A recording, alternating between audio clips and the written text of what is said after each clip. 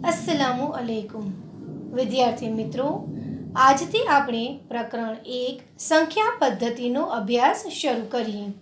આજના તાસમાં સંખ્યા પદ્ધતિનો પરિચય અને ત્યારબાદ સ્વાધ્યાય 1.1 તથા સ્વાધ્યાય 1.2ના દાખલા શીખીએ।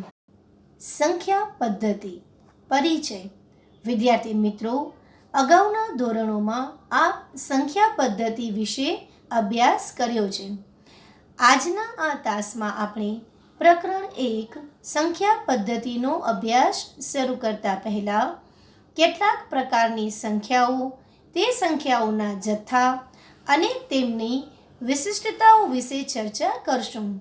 શરૂઆતમાં આપણે સ્વાધ્યાય 1.1 સુધીના થિયરિકલ મુદ્દાની ચર્ચા કરીએ છીએ અને ત્યારબાદ આપણે ગણતરી પર આવીએ।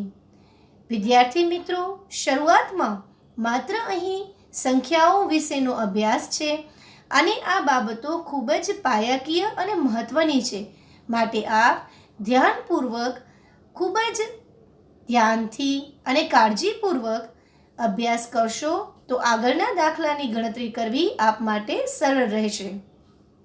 હવે આપણે જુદી જુદી સંખ્યાઓ અને તેના પ્રકારનો અભ્યાસ શરૂ કરીએ। પ્રાકૃતિક સંખ્યાઓ। સંખ્યાઓ 1, 2, 3, 4 પ્રાકૃતિક સંખ્યાઓ કહેવાય છે। આવી બધી સંખ્યાઓના જથ્થાને પ્રાકૃતિક સંખ્યાઓનો જથ્થો કહે છે। પ્રાકૃતિક સંખ્યાઓના જથ્થાને સંકેત n વડે દર્શાવાય છે। આથી n બરાબર 1, 2, 3 વગેરે। સૌથી નાની પ્રાકૃતિક સંખ્યા 1, પરંતુ સૌથી મોટી પ્રાકૃતિક સંખ્યા મળી શકે નહીં। પ્રાકૃતિક સંખ્યાઓ અસંખ્ય છે।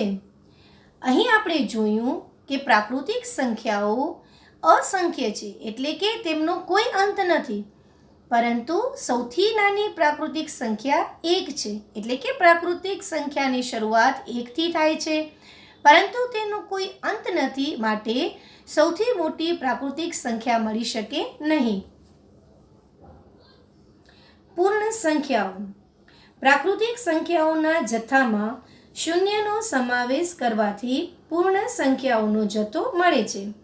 તેને સંકેત w વડે દર્શાવવામાં આવે છે। આથી w બરાબર 0, 1, 2, 3 વગેરે। સૌથી નાની પૂર્ણ સંખ્યા 0 છે, પરંતુ સૌથી મોટી પૂર્ણ સંખ્યા ન મળે। પૂર્ણ સંખ્યાઓ અસંખ્ય છે।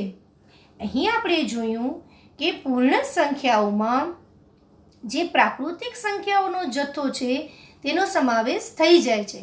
તદુપરાંત એક સંખ્યા 0, તેનો પણ આની અંદર સમાવેશ કરવામાં આવે છે, માટે પ્રાકૃતિક સંખ્યાઓના જથ્થામાં 0 ઉમેરી દઈએ તો પૂર્ણ સંખ્યાઓનો જથ્થો મળે। અહીં આપણે કહી શકીએ કે સૌથી નાની પૂર્ણ સંખ્યા 0 છે, પરંતુ સૌથી મોટી પૂર્ણ સંખ્યા મળી શકે નહીં, કારણ કે પૂર્ણ સંખ્યાઓ અસંખ્ય છે, એટલે કે અનંત છે। પૂર્ણાંક સંખ્યાઓ। બધી જ પ્રાકૃતિક સંખ્યાઓ તેમની વિરોધી સંખ્યાઓ તથા શૂન્યના જથ્થાને પૂર્ણાંક સંખ્યાઓનો જથ્થો કહે છે। તેને સંકેત z વડે દર્શાવવામાં આવે છે। આથી z બરાબર -3, -2, -1, 0, 1, 2, 3 વગેરે। સૌથી નાની તથા સૌથી મોટી પૂર્ણાંક સંખ્યા ન મળે। પૂર્ણાંક સંખ્યાઓ અસંખ્ય છે। અહીં આપણે જોયું કે જે રીતે પ્રાકૃતિક અને પૂર્ણ સંખ્યાઓનો જથ્થો છે, તે ઉપરાંત પ્રાકૃતિક સંખ્યાની વિરુદ્ધ સંખ્યાઓ, 1ની વિરોધી સંખ્યા -1, 2ની વિરોધી સંખ્યા -2, 3ની વિરોધી સંખ્યા -3 વગેરે। જેટલી અસંખ્ય પ્રાકૃતિક સંખ્યાઓ છે, તેટલી જ અસંખ્ય તેની વિરોધી સંખ્યા પણ મળે। તો આ બધી જ સંખ્યાઓના જથ્થાને પૂર્ણાંક સંખ્યા કહેવામાં આવે છે।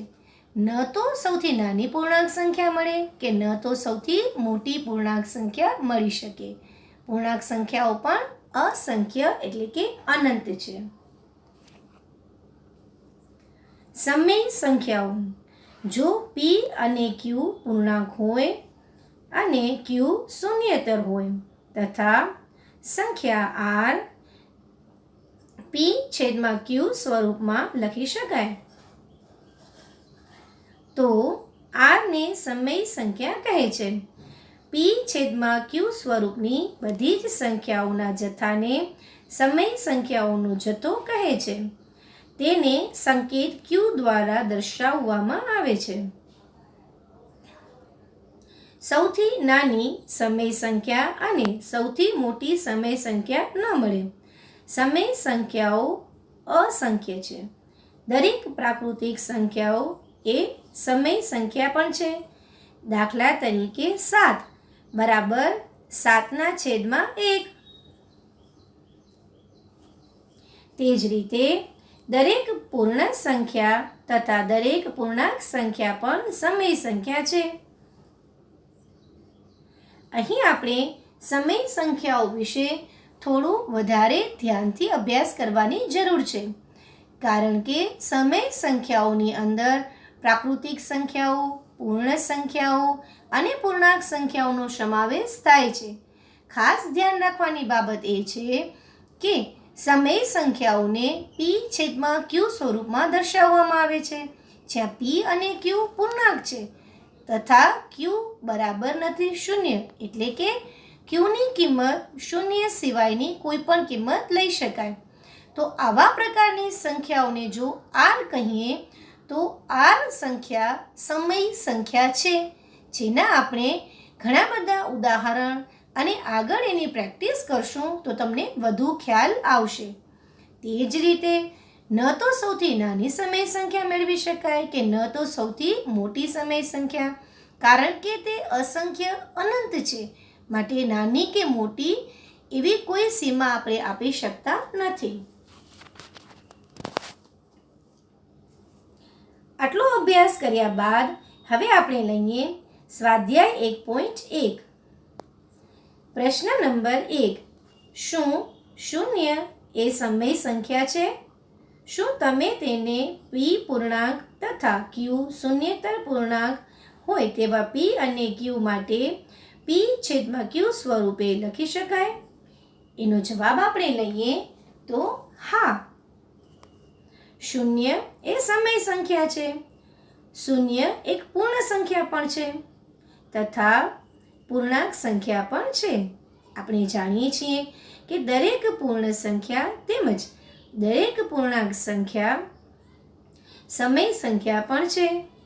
આમ 0 પણ સમય સંખ્યા છે. 0 ને p છેદમાં q સ્વરૂપમાં અનેક રીતે લખી શકાય, જેમ કે 0/5, 0/11, 0/3 વગેરે. 0/q જ્યાં q એ શૂન્યેતર સંખ્યા છે, જે 0નું p છેદમાં q સ્વરૂપ છે. હવે અહીં આપણે એ વાતને સમજ્યા કે 0ને સમય સંખ્યા કહી શકાય અને p છેદમાં q સ્વરૂપે પણ આપણે તેને લખી શકીએ છીએ કે અંશમાં તમે 0 લખો અને છેદમાં 0 સિવાયની કોઈ પણ સંખ્યા, તો આપણે જાણીએ છીએ કે એનો જવાબ આવે 0. માટે આપણે 0ને p છેદમાં q સ્વરૂપે પણ લખી શકીએ છીએ અને કહી શકીએ કે 0 એ સમય સંખ્યા છે. દાખલા નંબર 2. 3/5 અને 4/5 વચ્ચેની 5 સમય સંખ્યાઓ શોધો.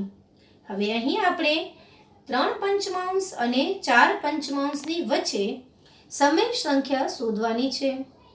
3/5 અને 4/5ની વચ્ચે અસંખ્ય સમય સંખ્યાઓ મળે. આની ગણતરી કરવા માટે એક નિયમ છે કે છેદમાં જે સંખ્યા તમને આપેલી છે એમાં 1 ઉમેરો, એટલે કે 5 + 1 6. હવે 6 વડે અંશ અને છેદને ગુણી નાખો. એવી જ રીતે 4/5માં પણ છેદમાં છે 5, એમાં 1 ઉમેરો એટલે 6.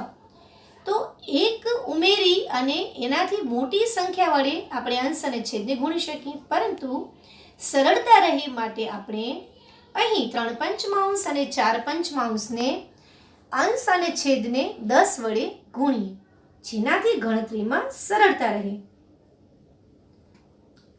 માટે 3/5 બરાબર 3 ગુણ્યા 10 છેદમાં 5 ગુણ્યા 10 બરાબર 30/50. એ જ રીતે 4/5 બરાબર 4 ગુણ્યા 10 છેદમાં 5 ગુણ્યા 10 બરાબર 40/50. હવે 30/50 અને 40/50 ની વચ્ચે કઈ કઈ સંખ્યાઓ લખી શકાય? 31/50, 32/50, 33/50, 34/50, 35/50 એમ કરી અને તમે 37/50, 37/50 વગેરે સંખ્યાઓ લઈ શકો. આનો અર્થ એ થયો કે આ બધી જ સંખ્યાઓ છે એ 3 પંચમાંશ અને 4 પંચમાંશની વચ્ચે રહેલી છે. માટે આપણે 3 પંચમાંશ અને 4 પંચમાંશની વચ્ચે અસંખ્ય સંખ્યાઓ પૈકી 5 સંખ્યાઓ લેવી હોય તો આપણે એમ કહી શકીએ કે 3 પંચમાંશ અને 4 પંચમાંશની વચ્ચે 31/50, 32/50, 33/50, 34/50 વગેરે 3 પંચમાંશ અને 4 પંચમાંશ વચ્ચેની અનંત સમય સંખ્યાઓ પૈકીની 5 સમય સંખ્યાઓ છે. નીચેના વિધાનો સત્ય છે કે અસત્ય કારણ સહિત જવાબ આપો. હવે અહીં જે પ્રશ્ન અને જવાબ તમને આપેલા છે તેના જવાબ તમે સરળતાથી આપી શકશો, કારણ કે આપણે શરૂઆતમાં જ સંખ્યાઓના જુદા જુદા પ્રકારની ચર્ચા કરી અને એની અંદર તમે જોયું કે કયા પ્રકારની સંખ્યા હોય તે જથ્થાનું શું નામ છે અને કઈ કઈ સંખ્યાનો સમાવેશ તેમાં થઈ શકે છે. જો તમે ધ્યાનપૂર્વક જોયું હશે તો અહીં જે પ્રશ્ન છે એના જવાબ પણ આપ સરળતાથી આપી શકશો. દાખલા નંબર 1. દરેક પ્રાકૃતિક સંખ્યા એ પૂર્ણ સંખ્યા છે. હવે આનો જવાબ આપણે જોઈએ તો આપેલું વિધાન સત્ય છે, કારણ કે પૂર્ણ સંખ્યાઓના જથ્થામાં દરેક પ્રાકૃતિક સંખ્યાનો સમાવેશ થાય છે. બીજો દાખલો લઈએ. દરેક પૂર્ણાંક એ પૂર્ણ સંખ્યા છે. આપેલ વિધાન અસત્ય છે, કારણ કે કોઈ પણ ઋણ પૂર્ણાંક સંખ્યા જેવી કે -2, -3, -5 વગેરે પૂર્ણ સંખ્યા નથી. પૂર્ણ સંખ્યાના જથ્થામાં શૂન્ય તથા પ્રાકૃતિક સંખ્યાના જથ્થાનો સમાવેશ થાય છે, પરંતુ પ્રાકૃતિક સંખ્યાની વિરોધી સંખ્યાનો સમાવેશ થતો નથી. ત્રીજો દાખલો લઈએ. દરેક સમય સંખ્યા એ પૂર્ણ સંખ્યા છે. આપેલ વિધાન અસત્ય છે, કારણ કે કોઈ પણ બે ક્રમિક પૂર્ણ સંખ્યાની વચ્ચે આવેલી સમય સંખ્યા એ પૂર્ણ સંખ્યા નથી. જેમ કે પૂર્ણ સંખ્યાઓ 2 અને 3 ની વચ્ચે આવેલી સમય સંખ્યા 5/2 એ પૂર્ણ સંખ્યા નથી, કારણ કે 5/2 એ પરંતુ પૂર્ણ સંખ્યાના જથ્થામાં તેનો સમાવેશ થતો નથી.